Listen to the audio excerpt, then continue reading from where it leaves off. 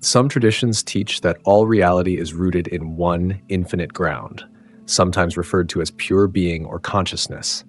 Yet the moment someone says all is that absolute, a follow-up question arises. Does that not mean everything, including evil, is also that absolute? This question has troubled many seekers who feel certain that anything truly supreme should not admit the presence of evil within itself. Others contend that if the absolute is indeed beyond all dualities, one cannot classify it as good or evil. The tension becomes more pressing when people speak of a benevolent, all-powerful presence or deity who presumably created the world. If that deity is both loving and omnipotent, why is there so much suffering? Where does evil come from, and why is it permitted to exist? Some traditions have wrestled with these questions by distinguishing between the absolute as it truly is and the myriad appearances that unfold within it. One analogy often used is that of mistaking a rope for a snake in dim light. The rope is harmless, but the onlooker, confused by partial vision, imagines a deadly serpent slithering before them. The terror the person experiences is real in their mind, yet does not accurately describe the rope itself. Similarly, these traditions argue that the absolute alone exists, but people misconstrue it as a universe filled with varied phenomena, some that appear pleasant, others that appear horrifying. From the highest perspective, there is neither serpent nor venom. From the relative perspective, there is indeed reason to be afraid. Some people say that moral distinctions such as good and evil do not apply at the level of the infinite ground of existence. Good and evil belong to the domain of human and cosmic activity, where individuals take actions, experience desires, and commit harms or benevolent deeds. On a daily level, societies create laws and moral codes to regulate behavior, distinguishing between what fosters harmony, good, and what causes suffering, evil. But from a viewpoint that sees only the infinite ground as ultimately real, neither good nor evil has absolute status. They are features of a passing display that emerges from ignorance of one's true nature. Hindu thought sometimes calls that ignorance by a specific name. The concept suggests individuals have forgotten that they are, in their essence, pure being and awareness. Because of that forgetfulness, people embark on a ceaseless quest for completion, chasing objects, relationships, achievements, or sensory pleasures. Everyone longs for a feeling of wholeness, but they mistakenly seek it externally. Over countless attempts, people discover no external attainment can permanently satisfy the longing for the infinite. That longing itself is proof, say some teachers, that humans sense an unbounded nature in their depths. Because the mind is not aware of its true root, the desire to be whole gets projected onto worldly pursuits. This outward quest spawns both good deeds and harmful ones, since frustrated desire can lead to aggression, dishonesty, or hatred. Some traditions stress that ignorance, rather than sin, is the root cause of troubles. In some lines of thinking, a deity is said to create beings with free will, who then misuse that will, causing themselves and others to suffer. Alternatively, some teachers say that it is not so much free will, but the karmic law of cause and effect that leads to suffering. The cosmic principle is said to respond precisely to each being's actions, ensuring that no deed, benevolent or malevolent, goes without consequence. People often wonder why a loving supreme presence would allow such a system of cause and effect that includes so much pain. The typical response is that if individuals are to evolve in understanding, they must taste the outcomes of their own actions, learning gradually to abandon harmful deeds and cultivate compassion. A variety of historical religions faced similar questions. Older polytheistic systems sometimes viewed divine powers as simply strong, not necessarily just or kind. There was no contradiction in a God who flooded the world simply out of annoyance. But once the notion arose of a God who is not just all-powerful but also perfectly loving and morally impeccable, the problem of evil took center stage. If the Supreme is all-powerful and good, then evil is an anomaly that cries out for explanation. Why does a good and powerful creator permit horrors like wars, diseases, or cruelty? Many theological systems answer that it is a test or a reflection of free will, or a mechanism to cultivate virtues such as courage, compassion, and resilience. Critics reply that such explanations may seem insufficient in the face of large-scale or extreme suffering. Hindu philosophy often proposes that the cosmos is not wholly real in the absolute sense. Instead, the cosmos is an appearance generated by a mysterious power, sometimes called illusion or creative force. This cosmic display has space for all kinds of experiences, from joy to agony. Yet the absolute itself remains beyond such dualities. The puzzle is how to reconcile the existence of illusions like a snake on a rope with the ultimate claim that only the rope truly exists. Some teachers say that at the final level of understanding, questions of why, how, and when do not entirely apply, because these queries arise in the realm of appearance. The absolute is timeless and not subject to cause and effect reasoning. That does not, however, stop people from yearning for more concrete answers. Another angle arises in traditions that speak of a cosmic law of cause and effect, known as karma. This law is said to function impersonally, much like gravity. Each action, thought, or intention plants a seed that will eventually yield a result. If harmful actions are taken, negative consequences follow, potentially in later lives. If benevolent actions are taken, beneficial consequences follow. Over an uncountable stream of births, individuals reap the harvest of their deeds, developing wisdom, or sometimes doubling down on harmful behavior, until they realize the futility of searching for external completeness. The cosmic presence, from this viewpoint, remains an impartial witness, offering love and guidance through teachings, but not forcibly interfering with each being's karmic journey. Evil is thus explained as the result of ignorance-induced action. It is not traced to an all-evil force or a cosmic villain. The illusions of negativity and suffering arise because living beings have not awakened to their deeper reality.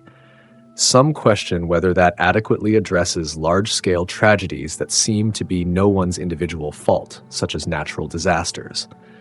The karmic viewpoint can respond that collective karma influences entire regions or populations, although this sometimes feels unsatisfying to those who witness innocent children perishing in catastrophes.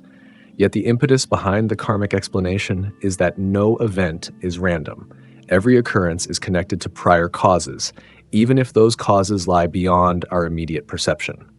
In the cosmic time frame, justice is said to unfold eventually, not necessarily within the short span of a single earthly life.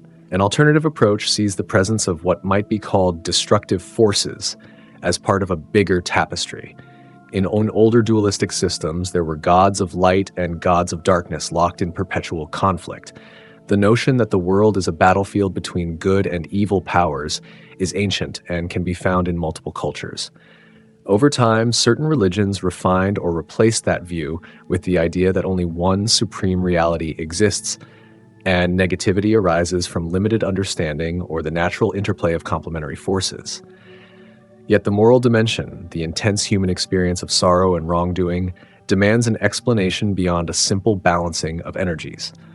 So these traditions emphasize the role of ignorance in driving harmful action. One might ask, if the infinite ground is truly beyond good and evil, does that mean morality is irrelevant?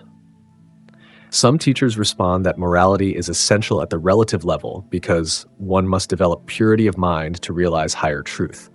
And an individual weighed down by hatred or cruelty cannot see themselves as the infinite. Instead, they remain trapped in the illusions that separate them from others.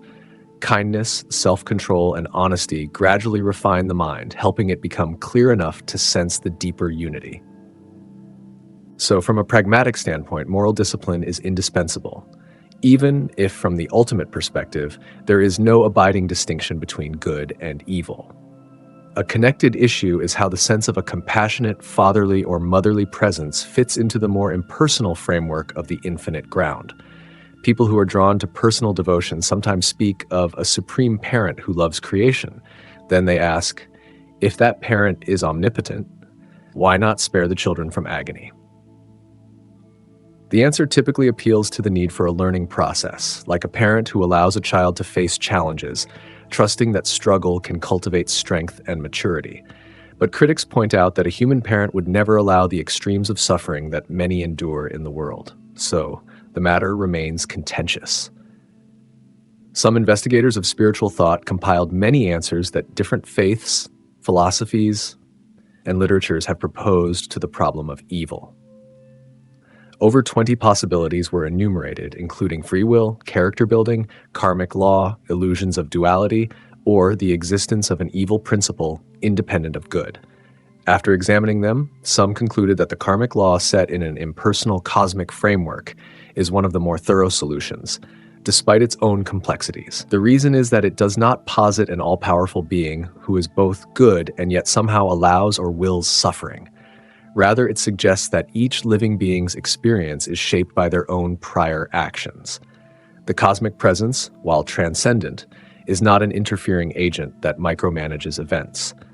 This approach shifts the focus from blaming a deity to analyzing how one's choices have ripple effects that eventually return. But that leads to a further inquiry. How did the chain of ignorance and desire-based action begin in the first place? Some teachers say it is beginningless. There was never a time when ignorance started. It runs infinitely backward in cosmic time. Because of that, the question, what caused ignorance, is unanswerable. Ignorance was never produced as an event. It simply is the baseline from which the cosmic manifestation arises. Realization, on the other hand, is a kind of awakening from ignorance, not the creation of something new. Once an individual recognizes the rope for what it is, the snake is gone. And likewise, once a being realizes the infinite ground, the illusions of good and evil lose their grip. That is the final resolution from certain vantage points, though it does not necessarily satisfy the intellect that wants to trace every effect to a first cause. In everyday life, people are left with the interplay of right and wrong. They see wrongdoing and cruelty and feel outraged. They see altruism and empathy and feel touched by goodness. This moral polarity is real and impactful at the relative level, shaping societies and personal destinies. If a person genuinely wants to progress toward awakening, some traditions advise first cleansing the mind of negative tendencies, adopting a moral path that fosters clarity. Over time, that clarity can lead to insight, dissolving the notion that one is a small being at war with a harsh world. This shift can transform how one sees both good and evil, understanding them as phenomena within a grand play. Yet, so long as one is within the play, moral responsibility still matters. Some teachers speak of an instructive anecdote where a child climbs onto a parent's lap only to be gently pushed away so the child can learn independence. The child might interpret this as unkindness, but the parent knows it fosters growth. Transposed to a cosmic level, the analogy suggests that the presence allows beings to face trials as part of their development. But the analogy can feel unsatisfactory if suffering is extreme or apparently meaningless. Another perspective might be that the absolute simply is, not guiding each circumstance in the sense of micromanagement, but emanating a cosmic energy from which creatures arise and evolve. Over vast cycles, beings come to see themselves as that very presence, ending the illusions that cause so much strife. Some in the modern era wonder if these ideas can align with scientific conceptions of the universe. The question of evil in a purely materialistic framework may be reframed. Why do living organisms harm one another if nature is just a matter of survival? Materialism might suggest that there is no moral dimension, only biological drives. The spiritual approach, by contrast, insists that morality and the sense of right versus wrong arise from an intuition of unity or from ethical laws embedded in cosmic intelligence. The tension between these views persists, but those who hold to a spiritual framework maintain that there is a dimension beyond brute matter, an arena where consciousness, ignorance, desire, and karma play out, explaining how moral struggles become possible. Over time, some advanced discussions propose that speaking of the supreme presence as good also arises from a limited vantage. Goodness is a concept relative to harming or helping, but the infinite ground is said to be beyond these polarities. While it may be described as supreme bliss or freedom, it is not moral in the human sense of punishing or rewarding. Yet from a certain devotional perspective, it is entirely natural for people to worship the supreme as goodness itself, because that reflects the highest aspiration of the human heart. The interplay of these two visions, impersonal transcendence versus personal benevolence, has shaped much of theological and philosophical debate worldwide. Another recurring question is why various forms of wrongdoing continue, especially if the ultimate reality is pure. The answer from one vantage is that wrongdoing arises only within the domain of illusions, fueled by desire, fear, and misunderstanding. The absolute is unaffected by it. Nonetheless, from a practical standpoint, one must respond to wrongdoing with appropriate measures, whether that means justice systems or moral education. The insight that wrongdoing is an illusion in the highest sense does not negate the need for real-world consequences. Indeed, failing to address evil on the human level would stall any moral or spiritual growth. A further dimension concerns whether an all-good cosmic parent would intervene to end suffering unilaterally. Some traditions say the cosmic parent does intervene by sending awakened teachers, compassionate figures, or revelations that guide society away from destructive paths. Others say the presence is always available, but individuals must choose to tune in. Another perspective cites the law of cause and effect.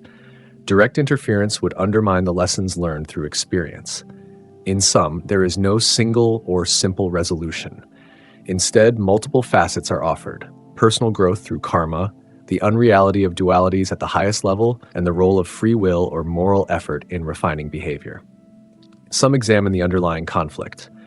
If everything is truly that infinite ground, can we say everything is that presence? Teachers from certain schools respond, we do not say all is that presence. We say the presence alone is real, and everything else is an appearance. The difference is subtle, but crucial. The statement, all is that presence, can imply that the diverse forms, including evil, hold a substantial reality within the infinite. But the statement, the presence alone is real, and the world is its appearance, places emphasis on the fact that there is no second entity alongside the presence. The appearance, including every instance of evil, is akin to the phantom snake imagined on the rope. In the midst of that imagination, illusions of poison and harm exist. But from the vantage of the rope, no poison and no serpent can ever be found. This approach means that the question, is the rope poisonous, is answered no, because there never was an actual snake. Transposed to the cosmic stage, one might ask, is the absolute evil? The reply is no, because evil is part of the illusions that arise from ignorance. It never truly affects the absolute. This does not trivialize the damage that illusions can wreak for those who are caught in them. A person who truly believes they have been bitten by a venomous snake can suffer or even die from shock. Similarly, societies that enact violence based on ignorance cause real pain. However, these traditions hold that realization of one's deeper nature unravels the illusions, eventually dissolving the capacity for harm. Some who researched these concepts academically compiled a large set of proposed solutions to the so-called problem of evil, gleaned from different eras and cultures. They concluded that the karmic perspective found in some texts is one of the most comprehensive, despite not being perfect. It uniquely accounts for the apparent disparities in fortune and suffering without positing a malevolent force or burdening a purely benevolent supreme presence with contradictory behavior. In that view, each entity reaps exactly what it has sown, across multiple lives if necessary. Over time, the accumulation of wisdom leads beyond this cycle of sowing and reaping, culminating in liberation from ignorance. That liberation ends the entire riddle of evil because the being no longer identifies with illusions. Still, some people ask whether it would not have been kinder for the Absolute to have simply created a world without ignorance. Why allow illusions in the first place? One response is that from the Absolute standpoint, there is no creation at all. Illusions alone appear to operate. Another response is that a realm of variety, growth, and discovery requires conditions under which knowledge can be regained through personal insight. If individuals were simply forced into the highest awareness from the beginning, it would be meaningless. The drama of existence, painful as it can be, is how the finite journey eventually leads to infinite recognition. All of this means that the question, so everything is that absolute, including evil, is addressed by not exactly. The absolute alone is real, and what appears as evil belongs to a domain of partial truth where illusions play out. Evil is not an attribute of the absolute, but part of the cosmic display that arises when beings do not know who they truly are. The corollary is that goodness itself is also part of that display. The ultimate reality transcends both.